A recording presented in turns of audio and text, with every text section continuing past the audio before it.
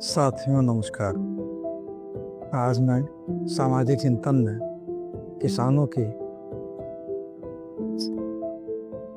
स्थिति पर पुनः चर्चा करूंगा, क्योंकि भारत की अर्थव्यवस्था का मूल आधार व्यापार और किसान की खेती ही है।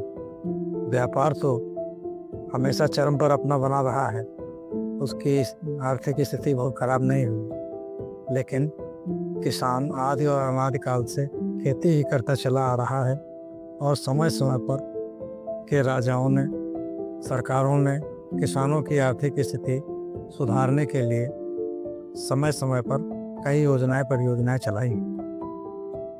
लेकिन किसान मूल रूप से अभी इतना समृद्धशाली नहीं हो सका है कि वह अपने बच्चों को बहुत उच्च शिक्षा दे सके। इसी क्रम में हमारे भारतीय प्रधानमंत्री श्री मोदी जी ने किसानों की स्थिति सुधारने के लिए प्रधानमंत्री किसान सम्मान योजना का संचालन किया है। इससे किसानों को उसकी फसल पर कुछ तो लाभ मिल जाता है, लेकिन यह रकम इतनी कम है कि उसकी स्थिति सुधर नहीं पाती है। ऐसी स्थिति में मेरी सरकार से प्रार्थना है कि वह किसानों को ऐसी तकनीकी योजनाओं की जानकारी दे कि किसान अपनी फसल बोने के बाद या खाली हो जाता है और काटने के बाद खाली हो जाता है, क्योंकि फसलों में मौसमी बेरोजगारी छिपी होती है। ऐसी स्थिति में जब किसान खाली हो जाता है तो कुछ तकनीकों का इस्तेमाल कर वह कुछ अतिरिक्त आमदनी जब कमा लेगा तो अपने बच्चों को उच्च शिक्षा दे सकेगा।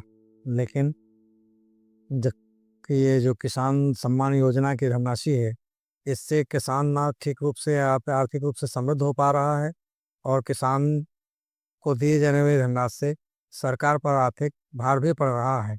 यदि किसान आर्थिक रूप से समृद्ध हो जाएगा तो उसे किसान सम्मान देने की आवश्यकता नहीं पड़ेगी। इससे सरकार की एक अच्छी सी बचत हो सकेगी। इन्हीं सदमों के साथ मैं अपनी वाणी को विराम देते हुए किसानों की समृद्धता के लिए पुनः प्रार्थना करूंगा कि सरकारें इस बात पर अवश्य ध्यान दें।